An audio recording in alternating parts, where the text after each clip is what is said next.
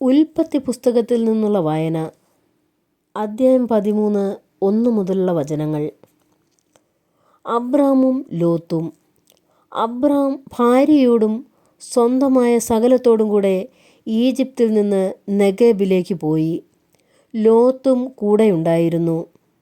അബ്രാമിന് ധാരാളം കന്നുകാലികളും സ്വർണവും വെള്ളിയും ഉണ്ടായിരുന്നു. അവൻ നെഗേബിൽ നിന്ന് ബഥേൽ വരെയും ബഥേലിനും ആയിയ്ക്കുമിടയ്ക്ക് താൻ മുമ്പ് കൂടാരമടിച്ചതും ആദ്യമായി ബലിപീഠം പണിതതുമായ സ്ഥലം വരെയും യാത്ര ചെയ്തു.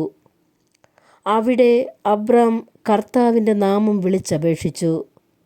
അവൻ്റെ കൂടെ പുറപ്പെട്ട ലോത്തിനും ആട്ടിൻപറ്റങ്ങളും കന്നുകാലിക്കൂട്ടങ്ങളും കൂടാരങ്ങളും ഉണ്ടായിരുന്നു.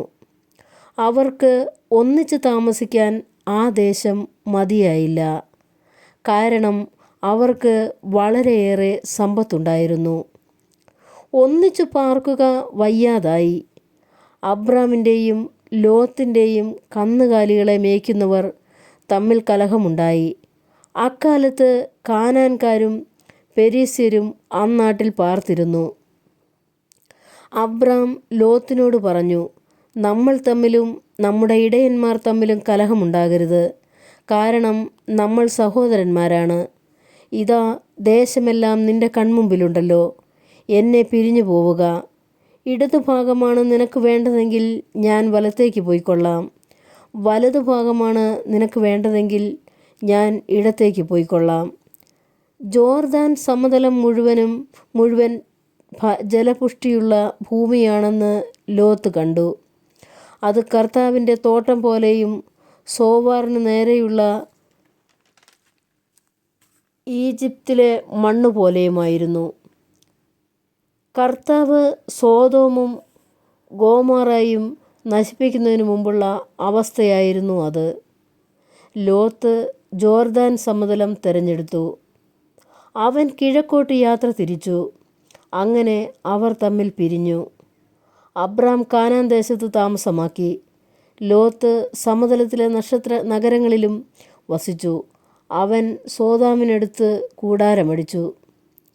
സോദോമിലെ ആളുകൾ ദുഷ്ടന്മാരും കർത്താവിൻ്റെ മുമ്പിൽ മഹാപാപികളുമായിരുന്നു. അബ്രാം ലോത്തിൽ നിന്ന് വേർപെട്ടതിന് ശേഷം കർത്താവ് അബ്രാമിനോട് പറഞ്ഞു, നീ തലയുയർത്തി കിഴക്കോട്ടും പടിഞ്ഞാറോട്ടും തെക്കോട്ടും വടക്കോട്ടും നോക്കുക. നീ കാണുന്ന പ്രദേശമെല്ലാം നിനക്കും നിന്റെ സന്താന പരമ്പരകൾക്കും എന്നേക്കുമായി ഞാൻ തരും.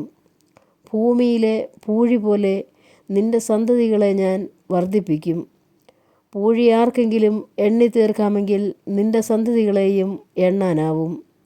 എഴുന്നേറ്റ് ഈ ഭൂമിക്ക് നെടുകയും കുറുകയും നടക്കുക, അത് നിനക്കു ഞാൻ തരും. അബ്രാം തൻ്റെ കൂടാരം മാറ്റി ഹെബ്രോണിലുള്ള മാമ്രേക്ക് ഓക്കുമരങ്ങൾക്ക് സമീപം താമസമാക്കി. അവിടെ അവൻ കർത്താവിനൊരു ബലിപീഠം നിർമ്മിച്ചു. നമ്മുടെ കർത്താവായ മിശിഹായ്ക്ക് സ്തുതി.